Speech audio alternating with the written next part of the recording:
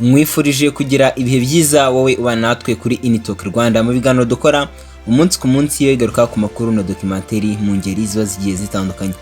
Ku bantu bakoresha imbuga nkoranyambaga ni mwabura kwa mutabonye video iri gucaracara aho umwe mu ba content creators bo mu Rwanda yakoze video bamwe bari kuvuga ko iri mu bigize icyaha kubera ko muri iyo video yakoreshejemo abana batujije imyaka y'ubukuri.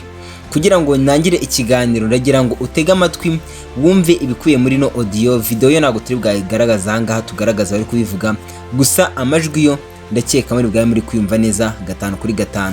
Lorenzo ni GoreGore kubera ko rigani Rugaju yabyemeje ko GoreGore agira ubugambo. Witness? Yes, witness. Witness? Yes, witness. Bro, Lorenzo ntago ari GoreGore. No, bro, Lorenzo ni GoreGore kubera ko rigani Rugaju yabyemeje ko GoreGore agira ubugambo. Rero nkuko muvyumviye muri no audio cyangwa se video abakuba babashije kuyibona, iyi nimwe muri video iri kugaruka cyane ku mbuga nkoranyambaga, cyane ku bakoresha imbuga nkoranyambaga rwa X cyangwa se yahoze yitwa Twitter. Iyi video mu bamwe abantu bayipostinze kuri X harimo Jeskizo impango cyangwa se Kasuku, aho muri no video hagaragaramo abana baba bari kuvuga ko umunyamakuru Lorenzo Christian Musanga Mfura wo munyamakuru wa SKFM mu bigano bya siporo ari GoreGore. Iyi ni imvugo yatangiye gukoreshwa nyuma yuko umunyamakuru Rugaju ukorera ikigo cy'igihugu cy'itangazamakuru RBA akoze live arimo agaragaza uburyo atumvikana n'umunyamakuru Lorenzo Christian agakoreshamo ijambo GoreGore, akaba niho hari inkomoko y'iri jambo rya GoreGore. Iyi video rero yakozwe nyuma yuko uyu munyamakuru wa siporo Ndayishimiye Rigani uzwi nka Rugaju akoze live aterana amagambo n'umunyamakuru wa SKFM Musanga Mfura Lorenzo Christian nyuma yuko aba bombi batumvikana kuva mu mwaka ushize. Aba bombi ni bacana uwaka kuva mu mwaka ushize mu kwezi kwa 7 gutyo akaribwo abami batatangiye kumvikana. Muri live yakozwe na Rugaju yavuzemo ijambo GoreGore, ndetse iri jambo akaba aribwo byatangiye kugenda bikoreshwa cyane ku mihanda. Umunyamakuru Rugaju avuga ko umunyamakuru Lorenzo Christian yashatse ko baryamana ariko akabyanga kuko ari umukristo ataryamana n'ubahuje igitsina. Uyu mu content creators rero uri kuvugisha abantu ku mbuga nkoranyambaga bamwita wa Pepa, akaba yakoze challenge y'amagambo umunyamakuru Rugaju yavugiye kuri live ye.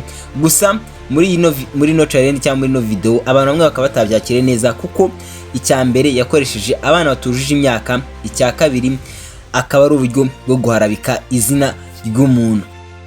Bamwe bakoresha imbuga nkoranyambaga bagiye batanga ibitekerezo kuri no video uko babona ndetse n'icyakorwa kugira ngo uyu wayikoze abe yakosorwa. Bamwe bakoresha imbuga nkoranyambaga batanze ibitekerezo bitandukanye kuri no video, aho umwe bakoresha urubuga rwa X yahoze yita Twitter witwa Uwimana Abdul Musa akaba yagize ati ibi no gupfobya igitsina gore sibyo.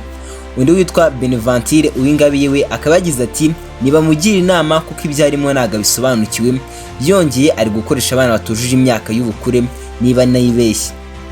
Ni mu gihe n'abagira inama uno musore cyangwa se uyu mu content creators wakoze ino video kuba yasiba iyi video kuko yakoreshejemo abana batujuje imyaka, gusa we akaba atarayisiba. Ndetse bamwe bakaba bavuze ko radio ya SKFM ikorwaho na Musanga Mfura Lorenzo Christian wagarutsweho cyane muri no video igiye kwinjira muri kino kibazo kugira ngo kibe cyakemuka. Talk Rwanda twagerageje kuvugisha uwakoze ino video, gusa ntibyadukundira ko tumuvugisha, gusa nitumubona tukaba tuzabakora ikindi kiganiro kigarukaho bitewe nuko azabituganirizaho. Rero kamabwire ngo mwakoze kuba nanjye kuva ku munota mbere kugera kwa nyuma, ikamabwire ngo icyo mugomba kumenya mukazirikana nuko tubifuriza kugira ibihe byiza. Kandi nimba rugambere mugeze kuri Talk Rwanda nababwira ngo mukore subscribe ubundi mujye mubana natwe mu biganiro n'amakuru tubakorera umunsi ku munsi. Ikamabwire ngo icyo mugomba kumenya kandi mukazirikana nuko mbifuriza kugira ibihe byiza mu byo mukora byose.